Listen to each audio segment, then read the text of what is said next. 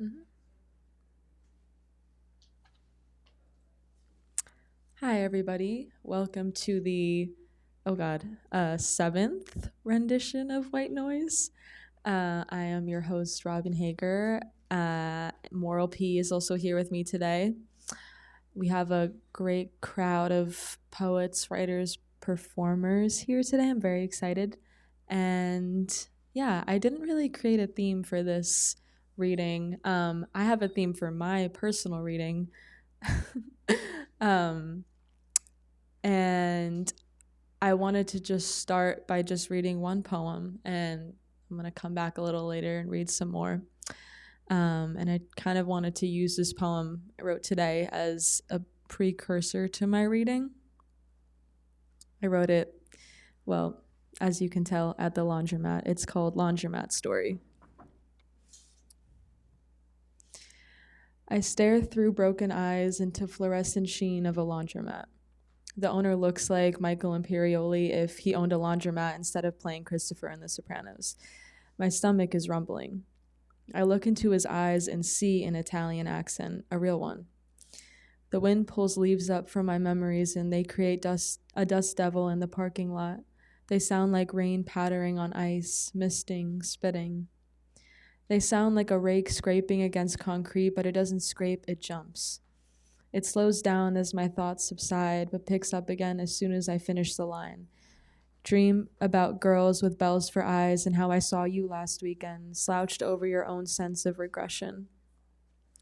In my dreams, I imagine my home is a tower of burning leaves, stretching up to the sky towards some sense of infinity, and all the while behind me is Michael Imperioli, using a hand drill on a washing machine, spurting loud fragments of metal out at me. He drills until the water spurts out, but it isn't enough to quell the flames, so we sit, while a girl with bells for eyes stares at us through the burning window, and I smell her hair burning from all the way over here. And before I realize it, I hear the high pitched ring of two small metal balls encased in an outer shell. We share a cigarette and speak through our bells. Thank you. And yeah, okay, so let's just start then. Our first reader today is Moral P.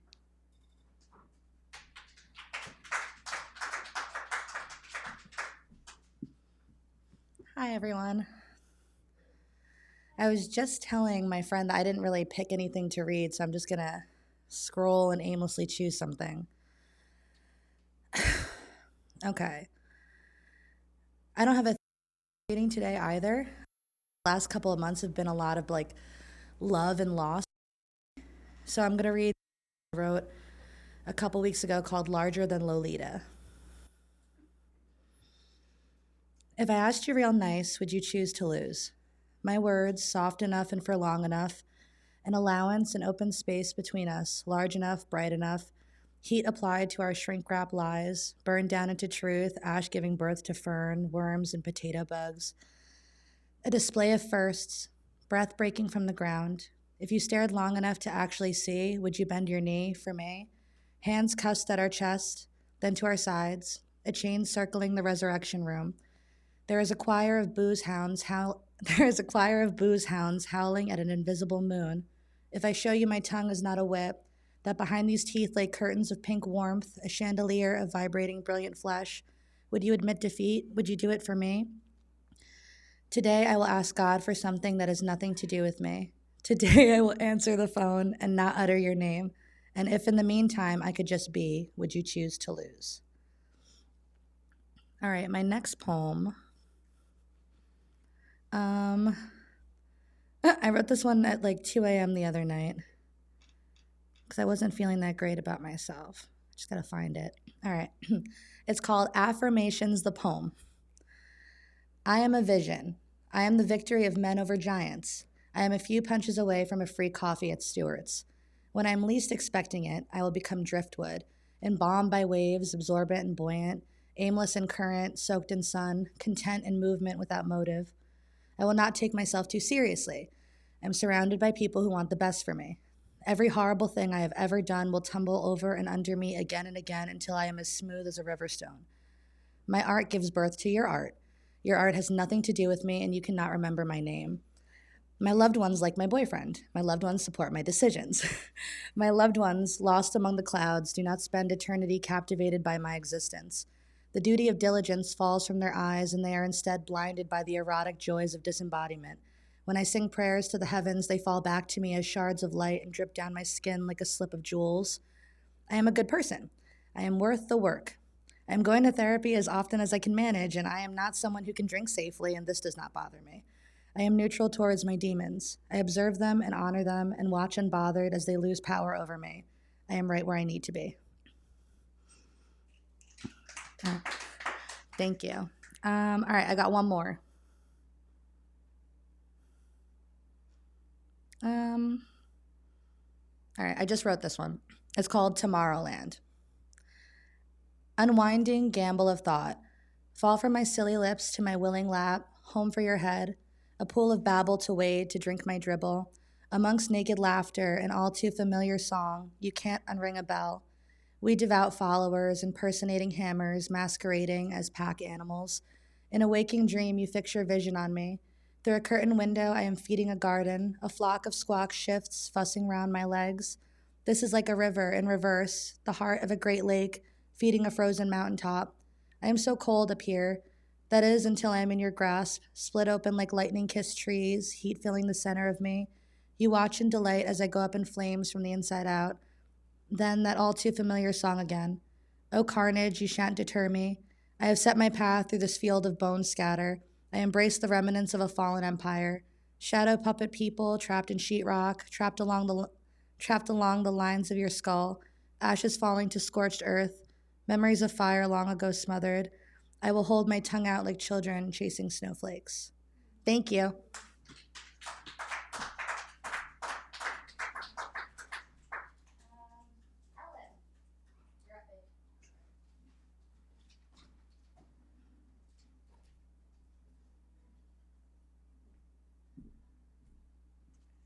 Hi, everyone. I'm Ellen.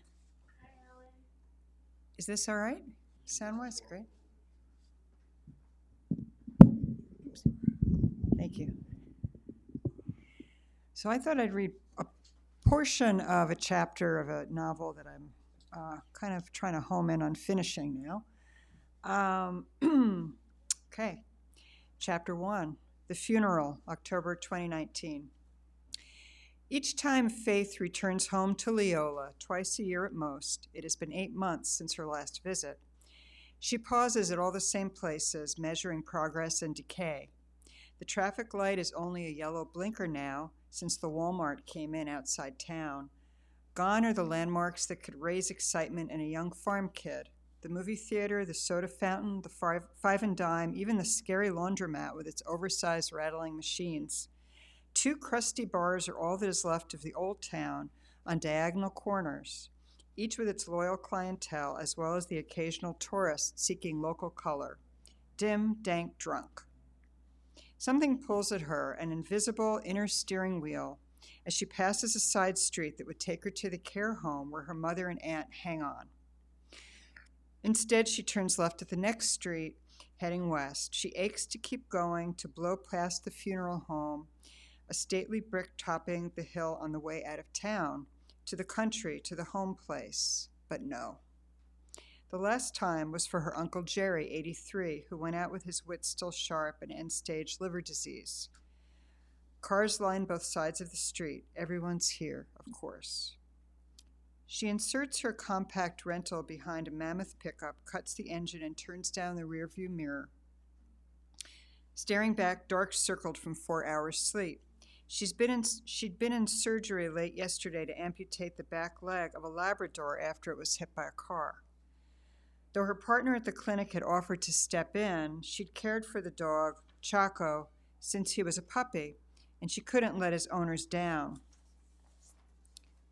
It is wearing at 68 to push like this. What does she still have to prove? Plus, she's forgotten to wear concealer, a cardinal sin in these parts.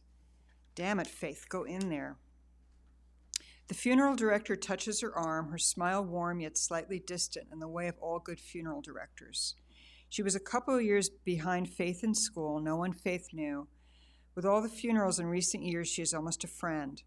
Faith watches her cross the royal blue carpeted foyer to the 5 suited young men who stand idly, hands folded in front of them, full of potential havoc. They must be pallbearers, and they might be relatives. Faith isn't sure.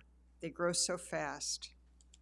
She steps up to the guest book that is already crowded with messages of support, of love, of shock. A recent photo of Tree looks up from a stack of memorials. He is suspendered, his hair back in a ponytail as it has been ever since she's known him, mostly blackish brown with strands of silver mixed in, his mouth and eyes crinkled as if he'd just told a joke. Howard Tree Bedecker, 1948 to 2019. She watches herself pick up the pen and sign her name in the book. It has always struck her, this foyer, as a bit purgatory-like. You can't go back, only forward through the open doorway. Steady, fine eyes that know you. This is family. Yet as she enters the chapel, her shoe catches on the slick carpeting and she pitches forward, caught by a stooped man with the deceased's face, baby Teddy, the eldest. "Hi, Aunt Faith," he says. She puts her arms around him, squeezing hard. "Oh, Ted, I'm so sorry."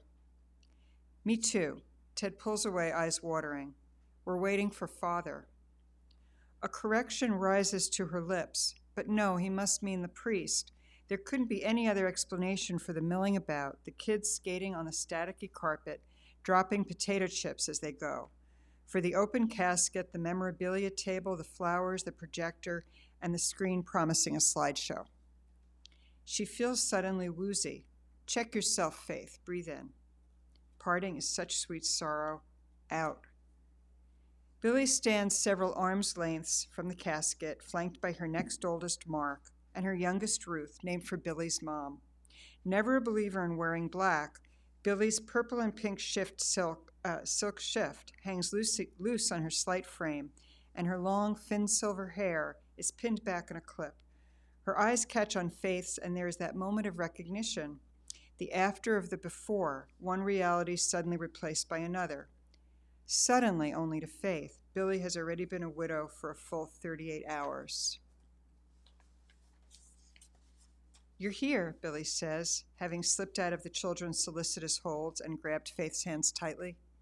"Of course I am." All the air goes out of her. Billy rests her forehead in the crook of Faith's neck, and Faith feels the wetness gathering in her clavicle, the tide pool of tears. For everything it took to get here, scrolling online for plane tickets, arranging for coverage at work, and doing that one last surgery, then leaving on a 6 a.m. flight for Des Moines, connection in Detroit, gazing out at the slanting sun over the patchwork farmland, her mind slowing down to match Iowa time. She hadn't fully absorbed the reason for coming, not until now. She holds Billy with one arm and fishes in her purse for her tissues, finding half a packet to give to Billy, though now she has no place to blot her own eyes except the thick gleaming strands of her cousin's hair. As one, they turn toward the memorabilia table. Tree's boots, his overalls neatly folded, his baseball cap, and a pair of beaded moccasins stiffened with age. His poetry book with a design of pressed flowers on the cover, which his kids had published in honor of his 50th birthday. A cross on a blue beaded rosary. No surprise there, though Faith couldn't ever remember seeing Tree with a rosary. "They wanted this," Billy whispers. "I've been too wrecked to fight them." Faith nods sympathetically. Billy's boys are Catholic, their children baptized. Mark's youngest girl, barely out of diapers, runs blithely back and forth in front of the casket. Faith is glad she's too short to look inside and hopes no one will hold her up to see, to chance frank toddler questions, and worse, nightmares. Billy squeezes, then releases Faith's arm. Her children escort her to a seat. Quiet falls over the chapel as young and old settle in, and the new parish priest makes his way to the front of the room with handshakes and murmurs. Faith, the only one still standing, the odd one out in musical chairs, turns and bumps into the end of the pine box. Tree's eyes are closed, his hair tucked behind his ears and held with bobby pins. His ponytail must be under his jacket collar. He is pancaked rouged. So fake real, so dead alive. She could deliver an impromptu sermon, a few random words. Instead, she writes herself and lists towards the back of the room to a chair that has been shoved off into a corner like a dunce's place. Here she sits as father delivers. What does this kid know about the deceased, about any of them? He talks on, apologizing for not having been better acquainted. He wishes he'd been, surely. He calls Tree by his given name, Howard. Faith listens to the rest, but does not bow her head, not once. Exhaustion, heartache, and maybe a little residual air sickness stick to her. She should have come last night, gone out to Billy's, acclimated. The necessary prayers end. A receiving line begins to form, take shape around the outer edge of the room, punctuated with an occasional stool for those who are weary. Faith makes a beeline for the bathroom where she washes her face and tamps it with one of the small guest towels. She takes a mint and unwraps it into her mouth, startled by the cool, and checks herself in the mirror. The black linen dress starting to look worn, dumpy. Her mother's word, not that it matters. Okay, I was like kind of wondering what I was going to play next, but I think I'd like to play an original one. Okay, this one is called "Cling to the Clogs."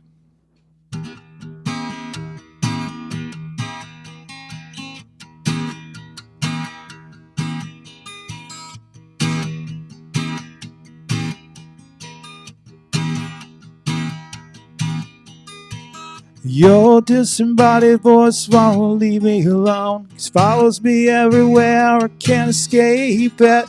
Always making me act like the butt of a joke that I don't get, so why are you the one upset? When it's perfectly fine, you're the queen of small doses, and I'm your crown prince atrocious. And if you keep it in line, I won't abandon my coordinates as long as they read somewhere between here and everything we said we'd leave behind.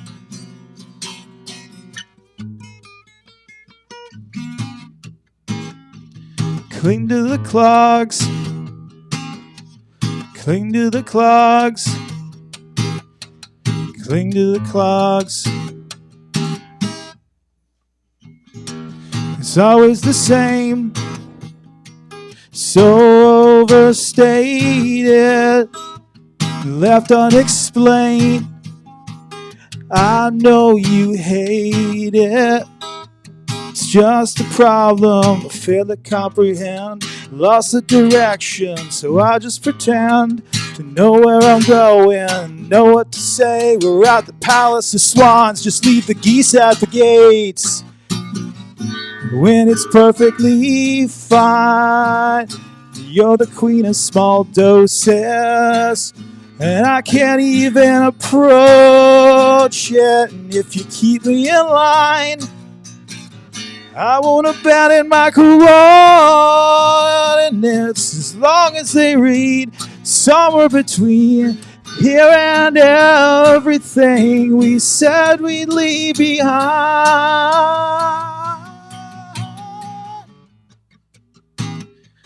Cling to the clogs, cling to the clogs, cling to the clogs.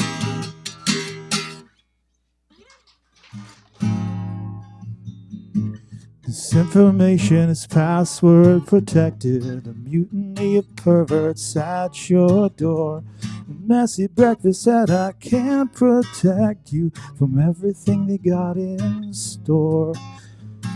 Sipping on your elixir helps with hiccups, acid reflux, all that shit. The details of the hostel you stayed at in Reykjavik I couldn't help but ignore. So contrite, sweet subsider.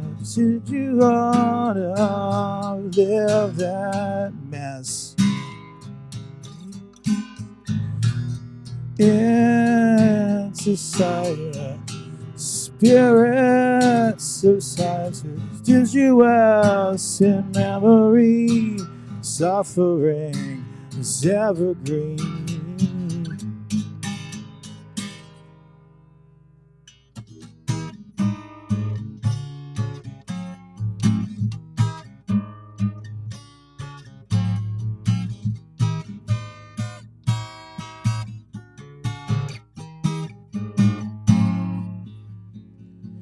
Deliberate the accidental. Let me know what you decide. We were sentenced co-defendants, codependents, punishment to fit the crime.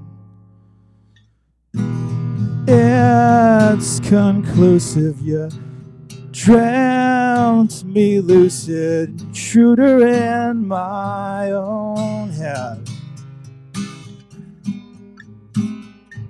She's my sharpshooter, a real zapruder, fencing with formalities. I'm subjected to her protagony. Yeah, I'm subject to protagony. I'm just subject to protagony. Yeah, I'm stuck in your periphery.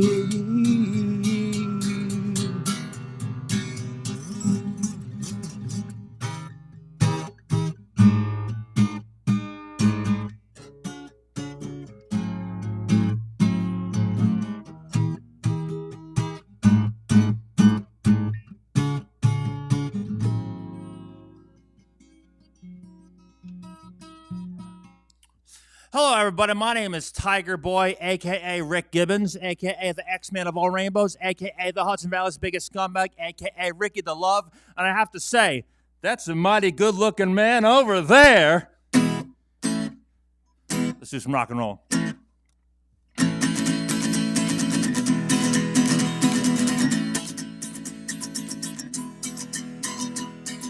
Sell the cocaine to the children, the fun and stream spot, cracking building in my Chevy 87. Got the stereo up to 11. He's my Scientologist chiropractor. Scientologist chiropractor. Mississippi Delta to Connecticut to Chicago, waking up the government. San Francisco, San Diego. Got the cops yelling, where did all the Diego? He's my Scientologist chiropractor. Scientologist chiropractor.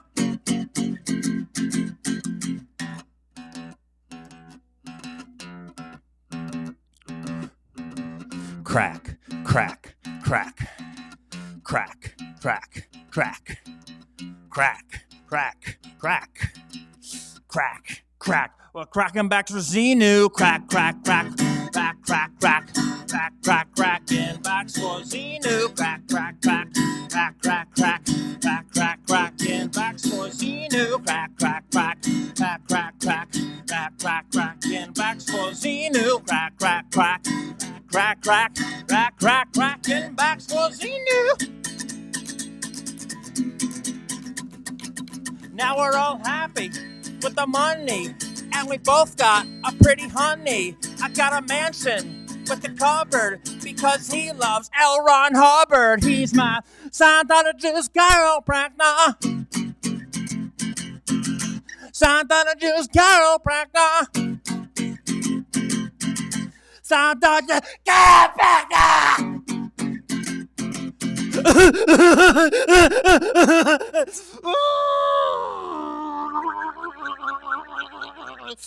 Scientologist chiropractor.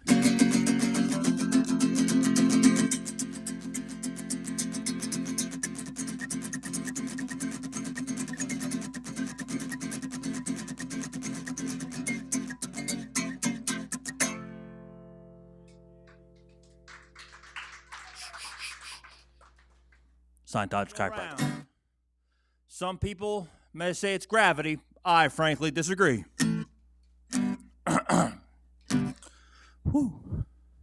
You got a witch nose,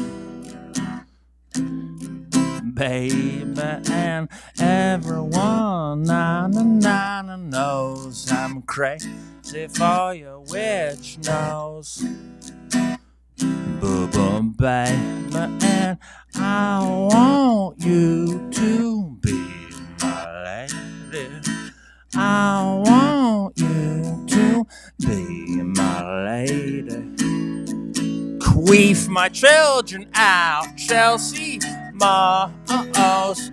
I fell for you at the sight of your nose. Queef queef my children out, Chelsea Moss. Babe, boo, you got a bangin' nose, you got elfin ears, and you could hear for years. And I want to sniff your rear, and I can't help it if I want you near. I can't help it if I need you here. Queef my children out, Chelsea Moss. I fell for you at the sight of your nose. Queef my children out, Chelsea Moss. Hey, boom, boom, you got a bangin' nose. I got a fat nose.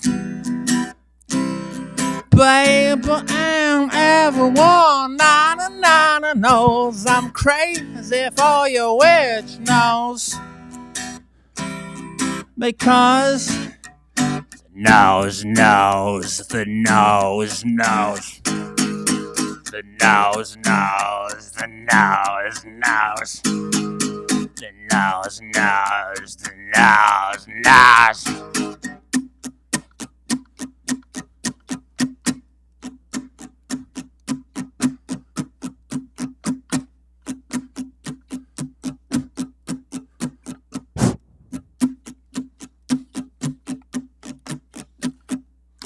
I love you for your witch nose and for your elfin ears, but I love you most of all because you got diabetes,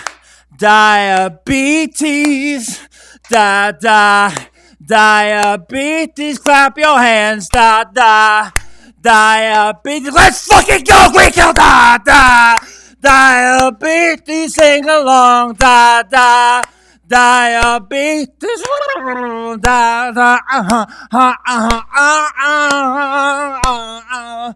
I will be your insulin. Woo! You'll be my anger to hand rock.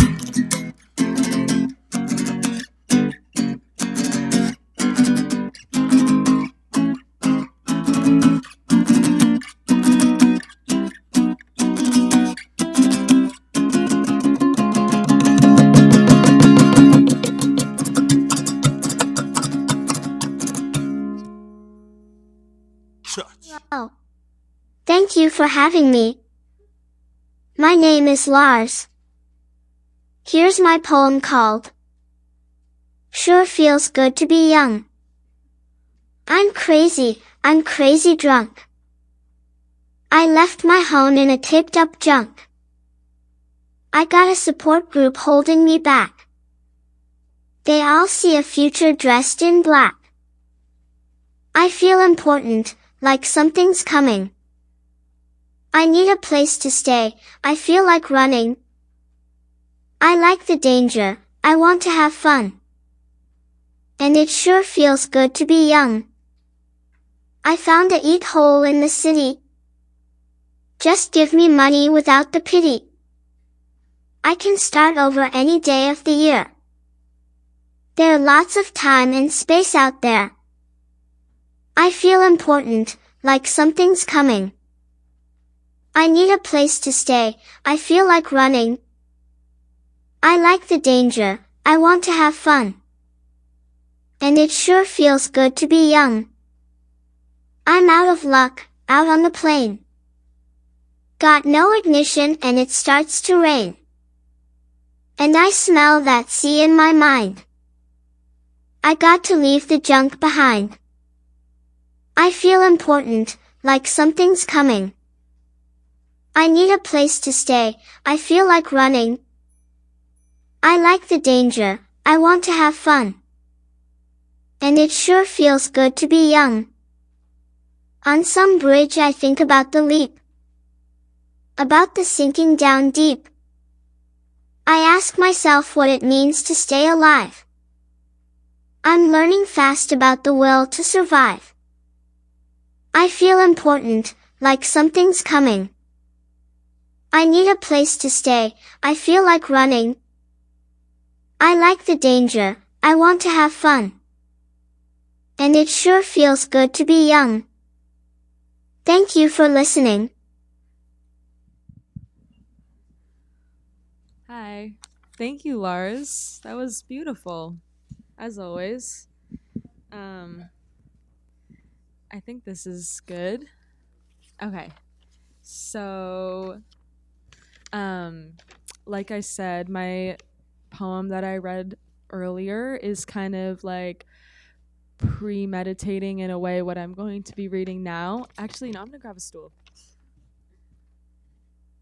Because this is gonna be a minute. Okay, that's better. So I was super inspired by this book that I'm reading right now, which I'll show.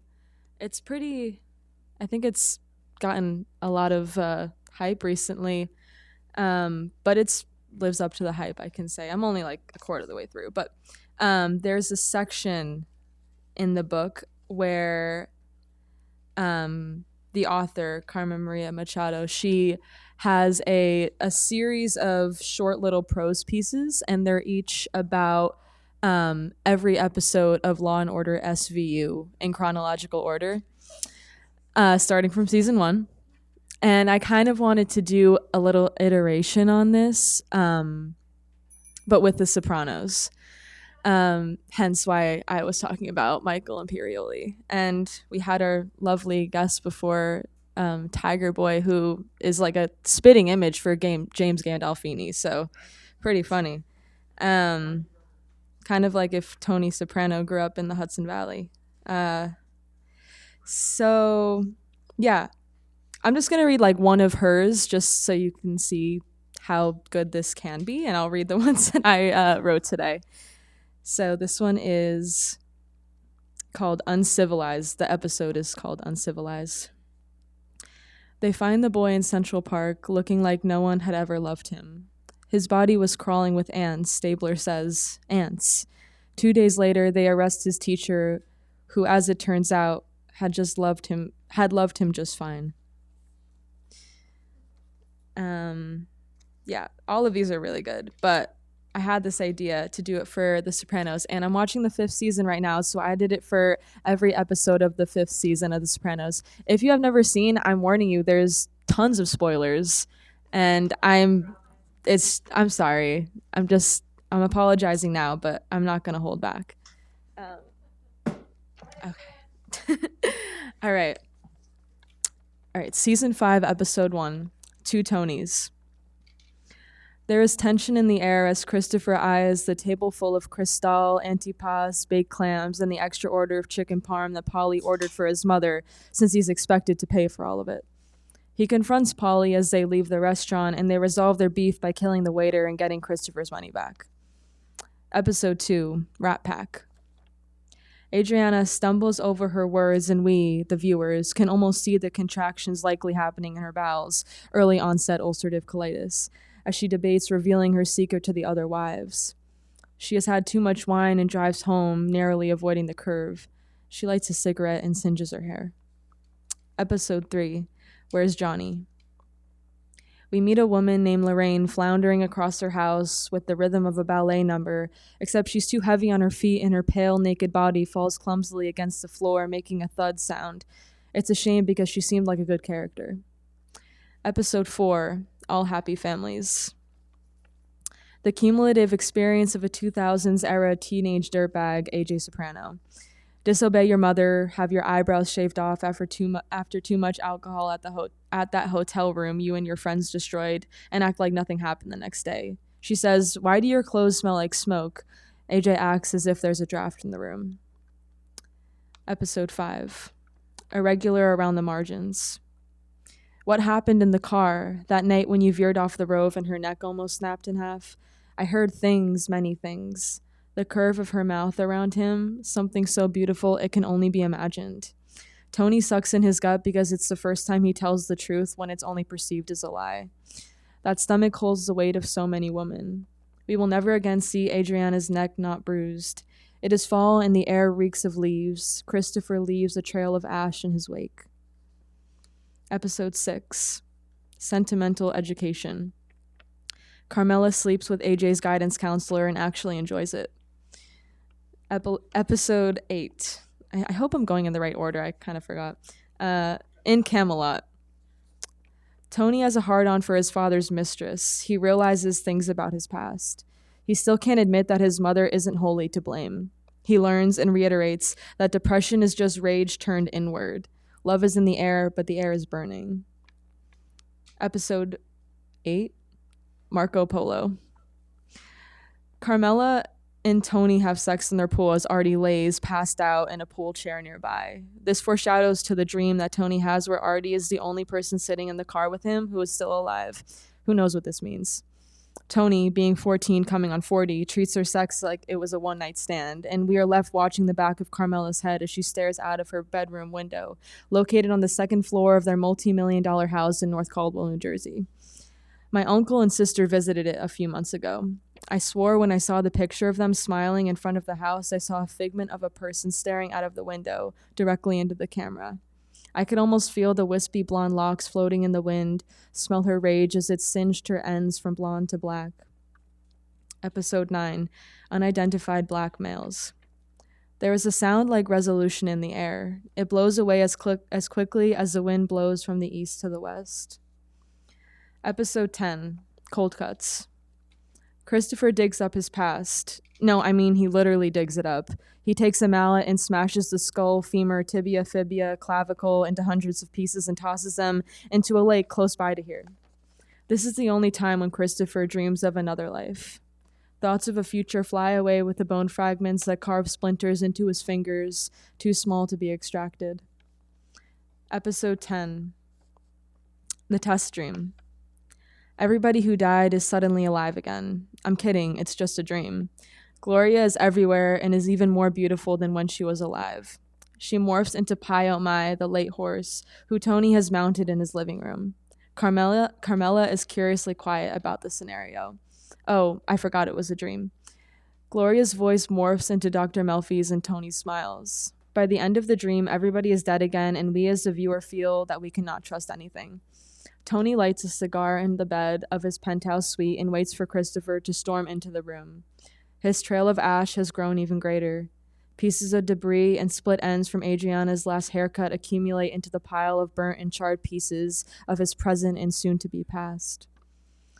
Episode 11 or 12, Long-Term Parking.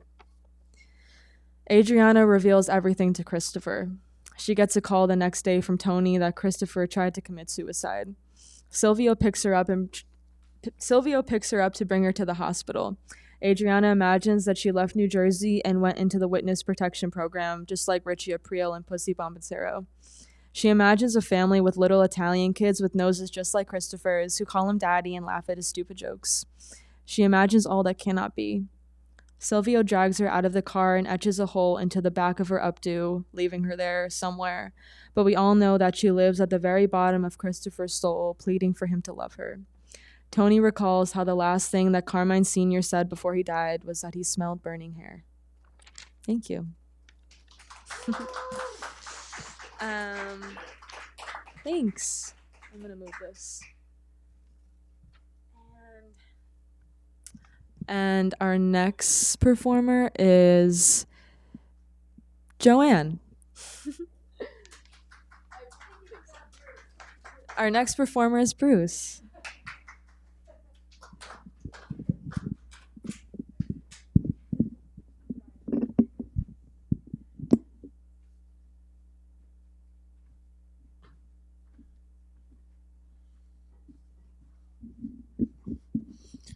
Hey, everybody among all these microphones. You're vulnerable. You're vulnerable. A provocateur on dark nights behind the Iron Curtain with barely a shirt on. Tender as the blossoming flowers and a hard as nails rain, or strapped to a bulletproof vest in a tumultuous wind, sure to topple the apple cart. You take things too rough, like a bad scrape of chalk sabotaging the hearing challenged girl standing at the blackboard minding her P's and Q's. You're soft around the edges, so you float on a cloud out to sea and drop ominously into the ocean without a raft to rescue you from the circle of sharks laughing and telling off-colored jokes at the border of rhyme and reason. You're a sad testimony to the way things work in a shoddy corporation, hiding behind a litany of Peter-principled failures without a top covering the screaming kettle. Here's a dangling rope for you to tie around your waist, pulling you out of tangles with misplaced modifiers and fraudulent misfits feeding coal into backfiring engines. Here's to your escape from idiots running the asylum into rack and ruin and obliteration, as you duck, as you crawl, as you slither away from two-bit jokesters watching the river rise without a clue they're drowning. Freeing yourself from the testimony of fools sinking deeper into obfuscation, a successful autocrat of escapes into the ethereality of perfect afternoons, clinging to a blanket of comfort, while the provocateurs march on like Nazis on Judgment Day in a liberated Paris, smelling the roses in the Tuileries among children, skipping rope and counting the days till they're grown up enough to cloak themselves in a cape of magic, sure to turn the head of the Marquis de Sade, looking both ways in the age of enlightenment. So he falls headlong into the burning pyre, kissing it all goodbye without any chance of apologizing for his bad swordsmanship on a beautiful day in the startling light of springtime.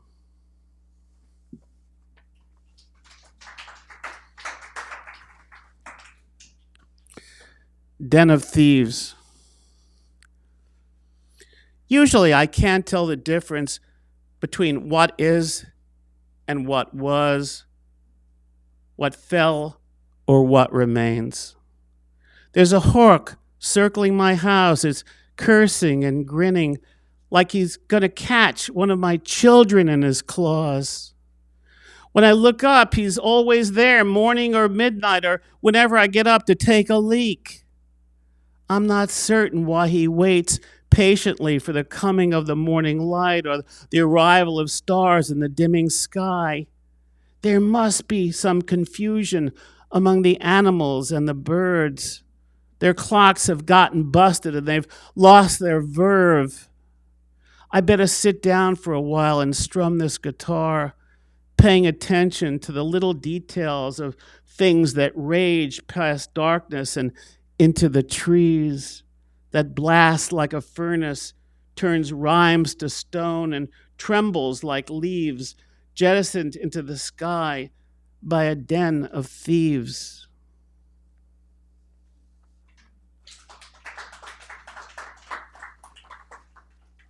The pastor coughed.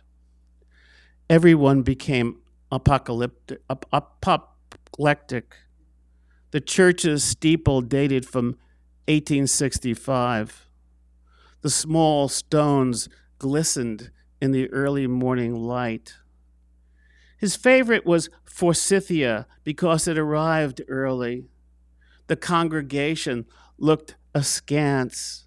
The quarry was the ghost of its former self. The child cried and cried and cried.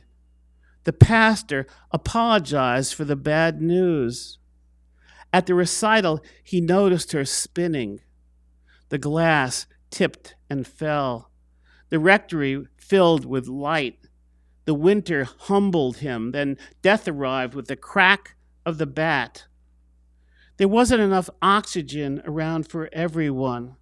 The sirens occupied the midnight streets like rats. He apologized to himself in the mirror, tossed the dead flowers in the trunk, and drove away. The congregation arrived early. The choir rose like the sun.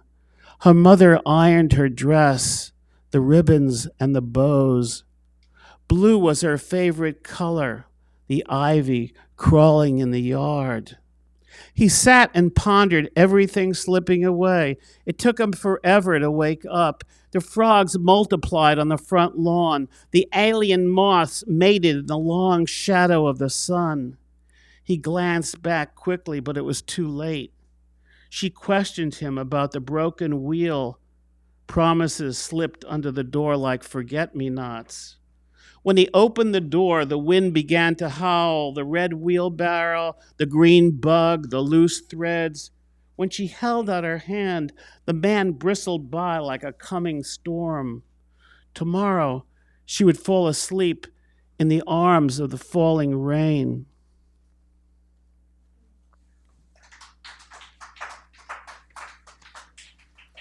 I'll read a couple more. This is for a poet that I knew quite well who disappeared, Ken DiMaggio. It's called Whatever Happened to Ken D? Whatever happened to Ken D? Did he vanish in smoke at the circus, go on search for androids in Machu Picchu, devoid himself of poetry and run guns in Costa Rica? Whatever happened to Ken D? Did he marry a suburban android girl and have loads of freckle-faced, out-of-the-world babies? Did Ken D go on fruitless search for the perfect line of poetry, upturning the rocks painted by the Hudson River School in quest of discovering the gold mine of love and money and adulation? Did Ken D bury himself in backyard Connecticut to get close to the inchworms in premonition of Judgment Day? Did Ken D go fly a kite in Central Park and get caught in tumult of wind, dragging him to East St. Louis? Did Ken bend the ear of Buddha till he got a free ride as sacred poet of Kyoto Temple, tending rocks in AM fogginess and free to dream in afternoon sun? Or did Ken D simply start walking across the world and never look back, continuing on infinite line round globe till satisfied he'd seen it all? If you see Ken D, please tell him to send us a photograph to pin up on our refrigerators so we can remember what he looks like. Please tell him to send an epic poem chronicling society's under the surface ailments. Please tell him to come back home.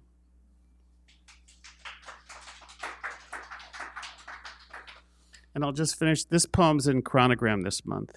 It's called Zero Poem. Zero Poem. The wind swirls in the air of the child's song, Hickory Dickory Dock, slides into the raging sea. We plaster the walls with the sweat of contagion. We wiggle our toes to prove they're still there. We tumble into speechless void where nothing glistens or holds the light, whispering half vowels into the slipperiness of the night where everything is flung like a query turned upside down, like an appeal spun into cotton candy, like a truth rubbed into incineration by the masked raiders of the night, tumbling into the lair of infinity where nothing congeals and the day implodes and seconds crumble into zero. And I watch your sleeping face and I remember simpler years when the morning light entered the room with a spring in its step and a glory hallelujah, welcoming the world in with a smile as wide as a Cheshire cat meowing at the moon. Thank you, Bruce. Sorry, I haven't been coming up here to introduce people enough, and I just mixed up the last two people who read. But next is Joanne Pagano Weber.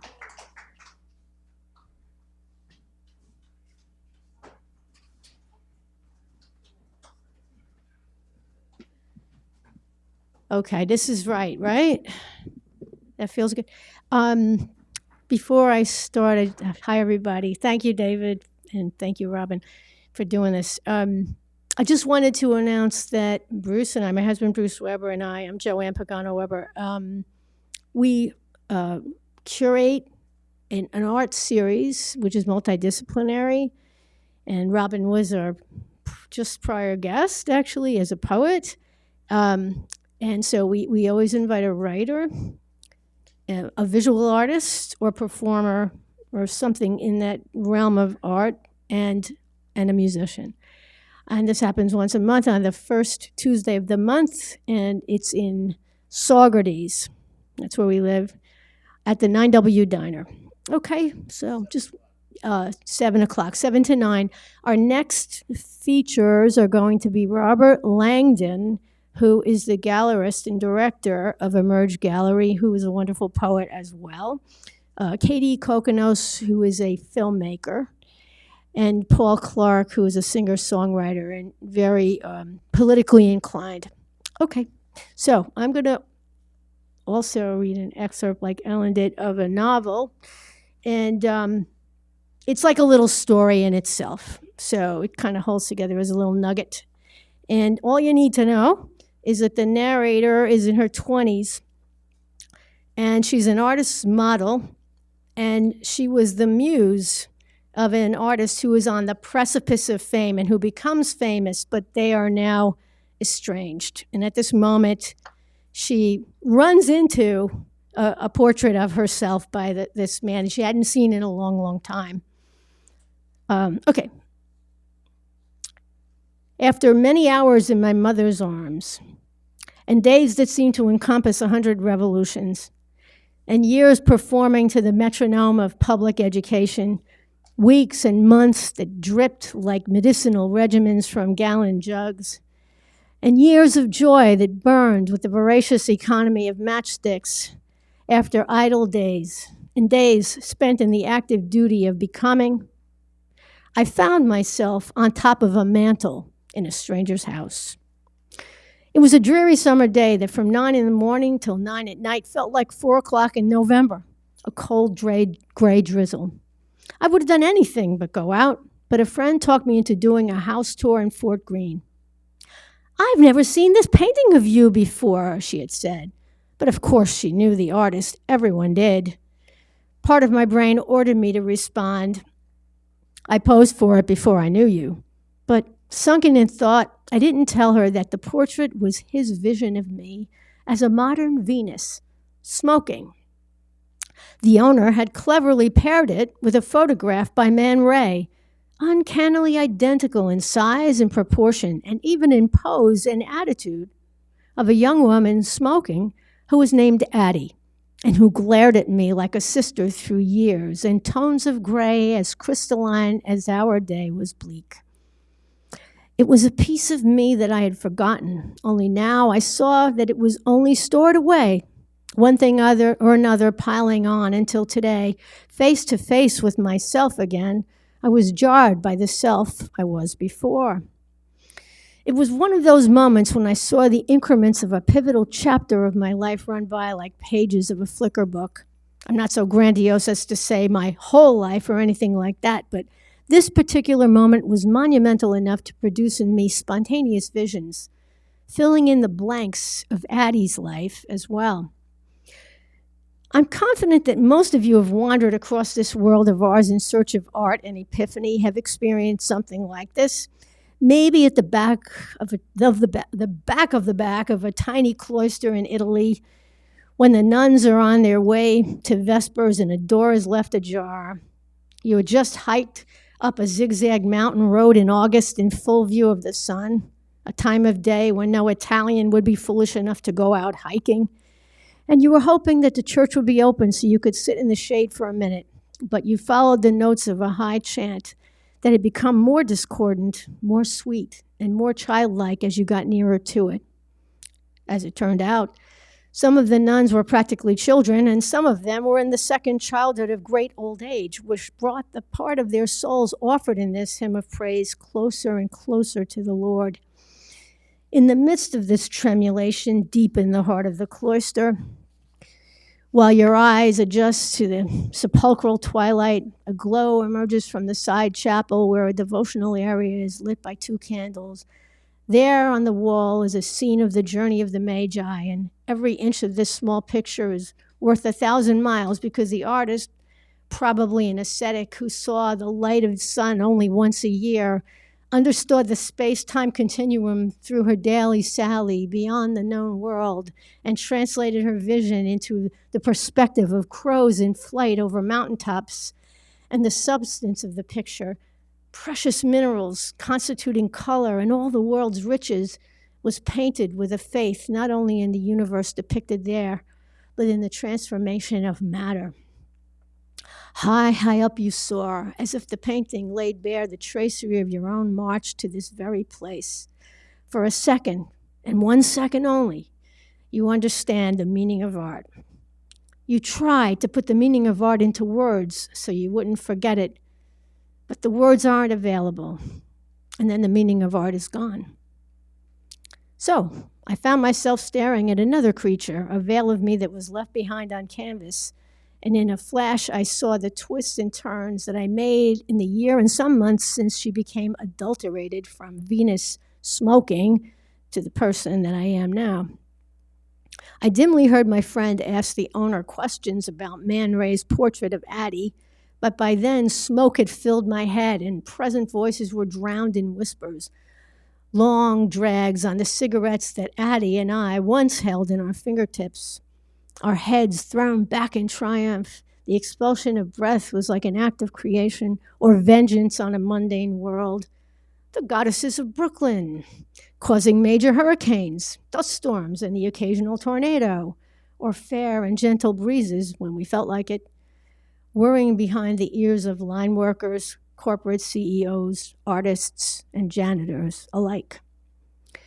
In my mind, respiration was a dialogue between 2 icons, a secret language they shared.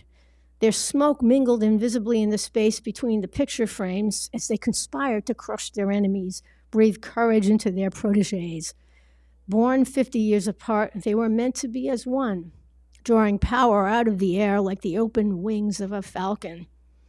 Addie smoking wasn't destined to live alone above the mantle, merely a gift from Man Ray, a token of appreciation to her husband. She was waiting for me. Was her portrait an artist's proof of austere, chaste admiration? Or was it just an easy gig for a pro, one more studio session with a beautiful young woman and a little atmosphere? Man Ray offered Hardwell's wife a cigarette. "You may call me Adeline," she said.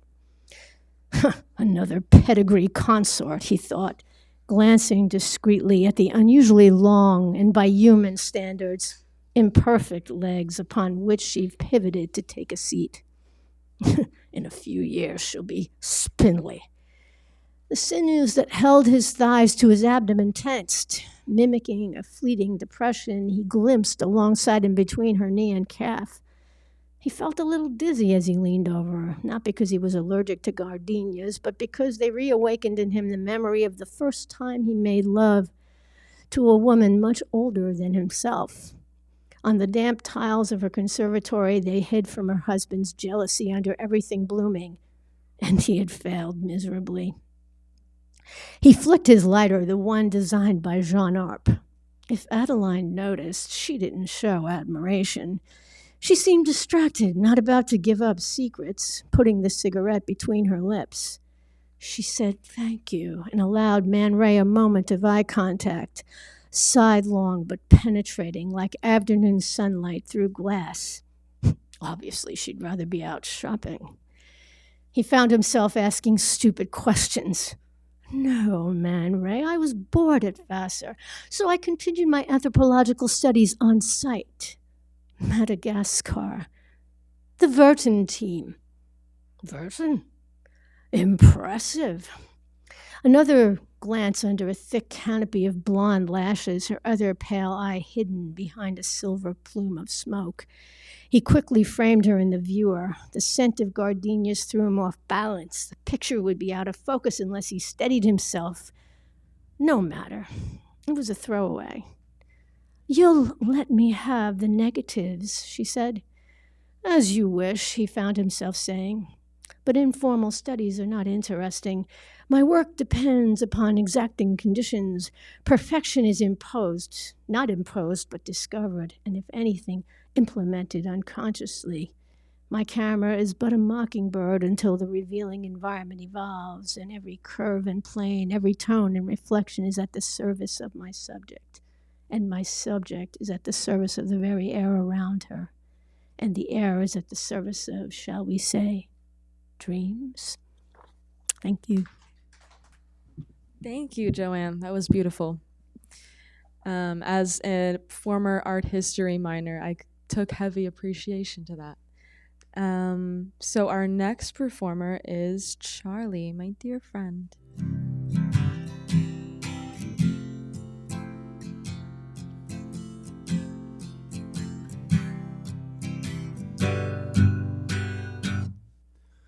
Once acquainted, you are always attached.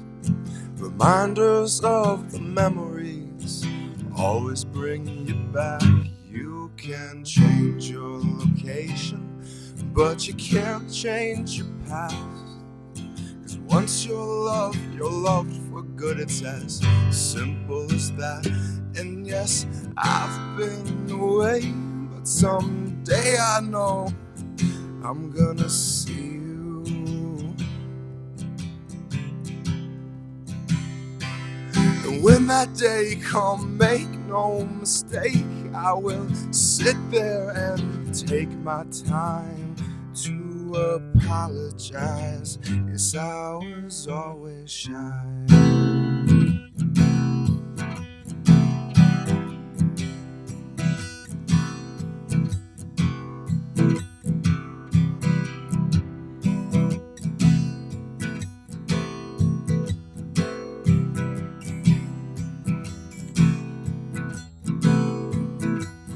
Want you here in front of my face. I wanna look you dead in the eye. I wanna tell you all of the things I couldn't because I was a child.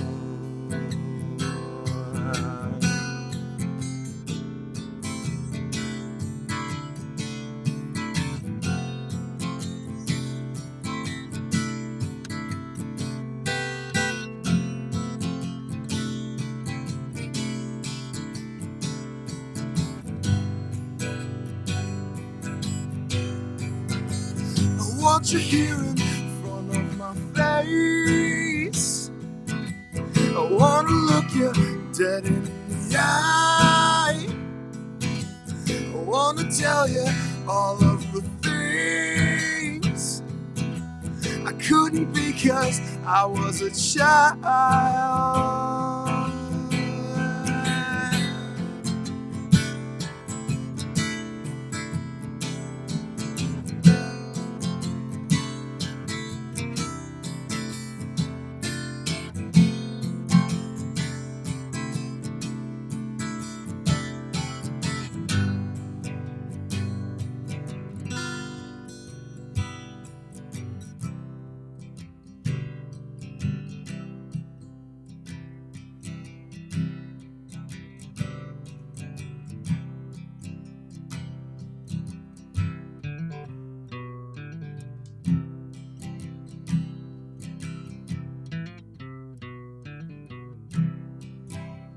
Yes, I render that I've conquered what I've seen.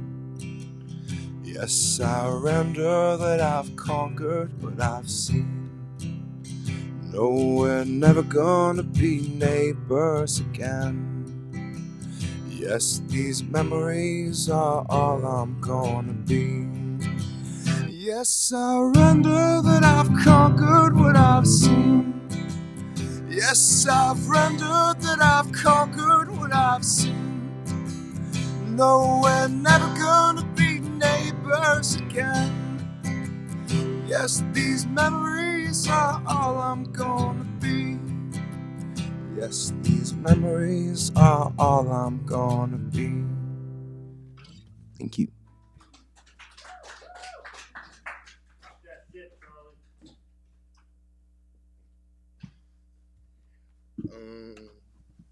I actually brought my thingy today. Can't leave home without the thingy. But sometimes you do. And that's okay.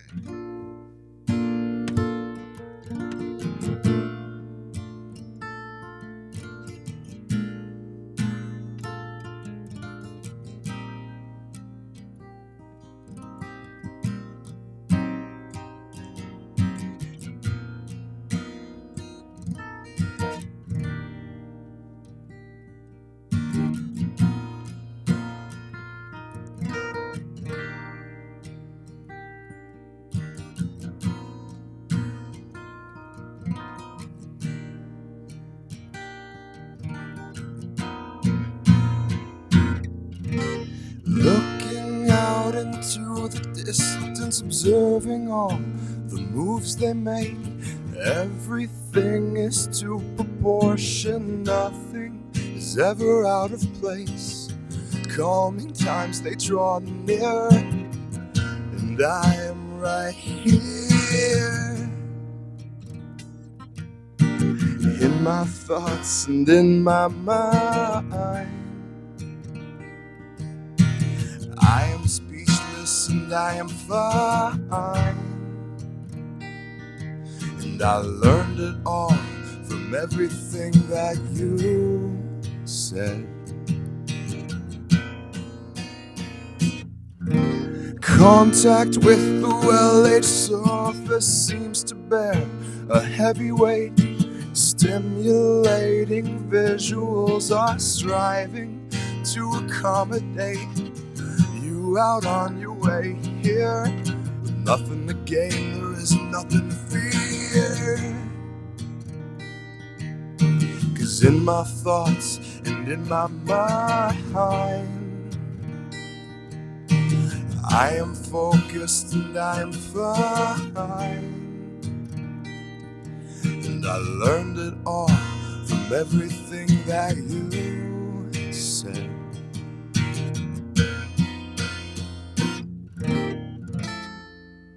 Cause my name is Meacham, it's nice to meet ya. I wanna conversate so that we can teach each other things that we didn't know. This is the way the humans grow. I know it's weird to think or disagree, but open up to me.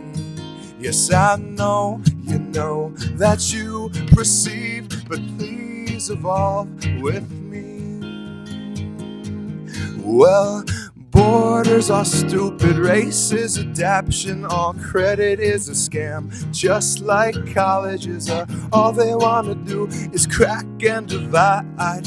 This is the way the humans die. I know it's weird to think or disagree, but open up to me. Yes, I know you know that you perceive, but please evolve with me.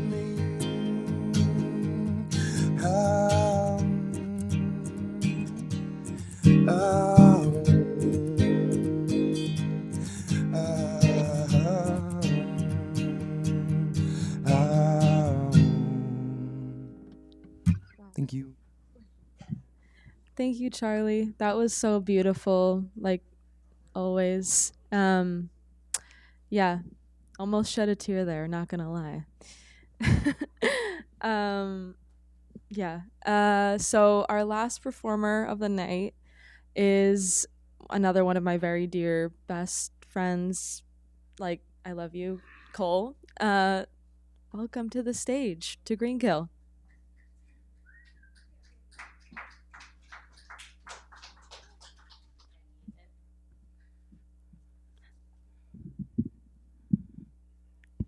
Hello. Okay. Hi, everyone. Thank you for everyone who's performed. Everyone that I've seen has been amazing thus far. You're very welcome. Okay. So I'm going to start from the back because I feel like that might be better. Oh. All right. So this one's called Fruit Princess. Sunday in the Hudson Valley is for friends only. Where it ends and we begin, the ceremonial liquid is a compliment to the crowd. Red Bull in back pocket, love to be loved kind of feeling. Perennial sensations and burnt eggs resemble the life we once had. Lucrative and ripened void, similar to the wilted Corollas in your shirt pocket. Or the slug in my silver cigarette case. It is all going according to plan. Coiled caterpillars and chromatic chameleons in mesh cages. They play hide and seek with mouths wide open, looking at their breeder and I simultaneously. Homunculus rascals. I think I'll call you Fruit Princess. Okay. This one's called Considerate Murder. Like the wounds that my mouth gets scarred with, I wonder why I reject my cactus. I see her scales wither away as they scream for sustenance. The water being a mere 3 yards away. Yet I choose to watch because doing something about it never worked when we were together. It's all for fun and games until Monday evening pragmatics are your form of steady manipulation. I'd love to see you and catch up, is the road to a vulnerable vessel. Her scales look awfully brown today. You just had to buy me something at the Home Depot. Now I look at my coffee table and contempt is louder than the TV screen. You were a pioneer in saying things we want to hear. Well, consider yourself an accomplice, because love is a two-way street and I am driving on the wrong side of the road.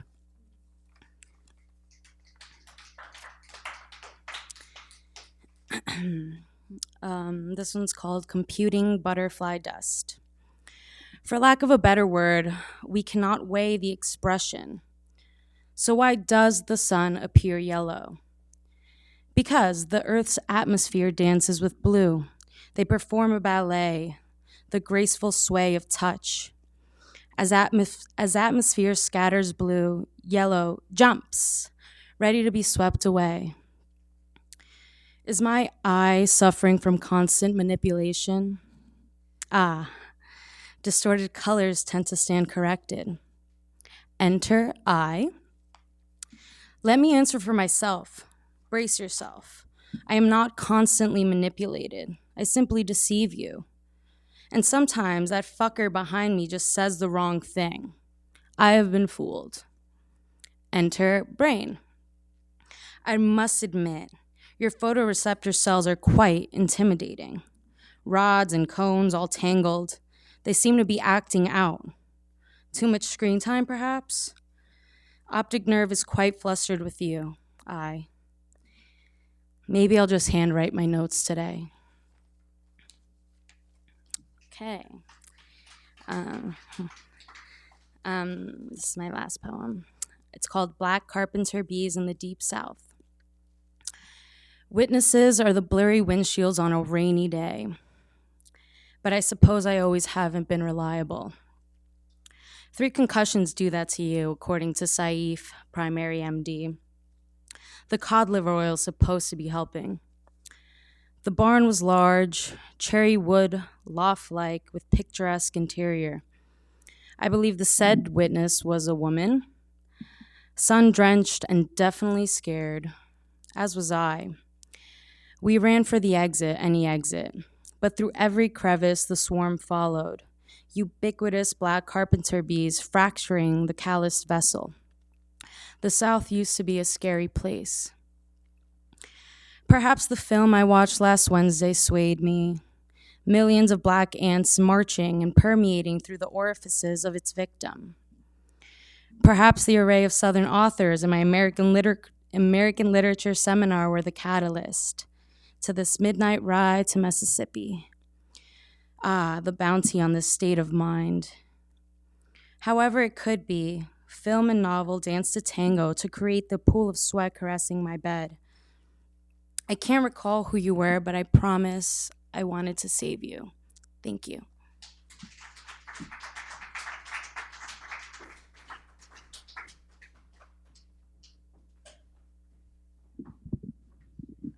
Hi again for the whatever time. I am the only remaining host. No, I'm kidding. Moral P had to step out, and I am going to close White Noise. Thank you everybody for coming. As usual, it was incredible, and I loved the variety that we had tonight. I thought everyone really shone in their own way, and it was just really amazing. And every time I come here, I'm just totally inspired by everybody. So thank you to everybody who came. And it's always good to see new faces as well. And I really hope that all the new faces become old faces one day. Yes, hell yeah. Yeah, so I'm Robin, your host. This is White Noise signing off.